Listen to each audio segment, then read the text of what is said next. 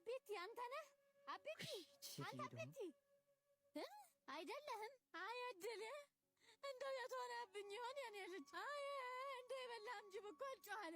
ዛሬስ መጥፎል ምን ያሳየኝ? እንደ የኔ መድኃኒዓለም አንድ ልጄን አደራ እኔ እያለሁ የእሱን መጥፎ ነገር እንዳታሰማኝ። አንተ የተመታ እንዴ ማነው? የኔ ልጅ የኔ ልጅ። አቤት ማዘር። እስኪ የኔ ልጅ ስልክ ደውልልኝ። እንደው በዚህ ዝናብ ልጅ የት ገብቶብኝ ይሆን? እስኪ ደውልልኝ። እሺ ማዘር። ዳግም የሚለው ላይ ደውልልኝ። እንደው እንደ ቀልድ ከዚህ ቤት ከወጣ 3 ቀን አለፈው። እሱስ በኔ የሚጨክን አንጀትም አልነበረውም። እንደው አንድ ነገር ሆኖብኝ ነው እንጂ የሚሆን። እንዴት ነው አገኘኸው? አረ ማዘር ዳግም የሚል የለም። ቆይ እስኪ እዚህች ጋር በወረቀት ጽፎልኝ ነበር። እንካ እስኪየው።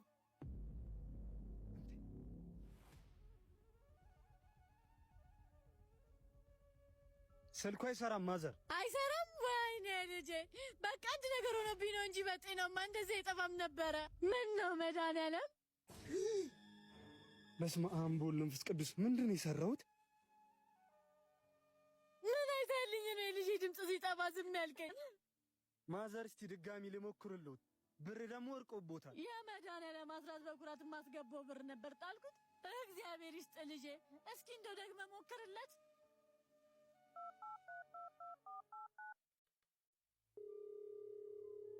ይሄው ሰርቷል ማዘር። ሰራ። ሄሎ ልጄ። አረ ማዘር እያላነሳ ነው እንዴ? አየኔ ነገር። ሄሎሜ። ወየ ልጄ አለህልኝ? እንዴት ነህ ልጄ? ደህና ነህ? እንዴት ነህ? ደህና ነህ? ደህና ነኝ እሜ። ጠፍቼ አስጨነቅኩሽ አይደል? አዎ ልጄ፣ ድምፁ ሲጠፋብኝ እኮ ተጨነቅኩብን። ግን ዋናው ደህና መሆኑ ነው። አሁን ግን ጤና ደህና ነው? ደግሞ የት ሆነህ ነው እንደዚህ የጠፋህብኝ አንተዬ? ኧረ አትጨነቂ እሜ። መለቅ ደብረ ፀሐይ መድኃኒዓለም ቤተክርስቲያን ነው ያለሁት። ቤተክርስቲያኑ ከተመሰረተች እስካሁኗ ድረስ ምንም አይነት እድሳት ስላልተደረገ ጣሪያው ተቀዶ እያፈሰሰና ቋሚ ምሰሶቹ በምስጥ ተበልተው ሊፈርሱ ደርሰዋል። ታቦቱ ከመንበሩ ወጥቶ ወደማይመችበት ቦታ ገብቶ የቤተክርስቲያኗ እድሳት ተጀምሯል። መጪው የክረምት ወቅት እንደመሆኑ ቀኑ ሳይጨልምብን የመድኃኒዓለም ልጆች የሆናችሁ በሙሉ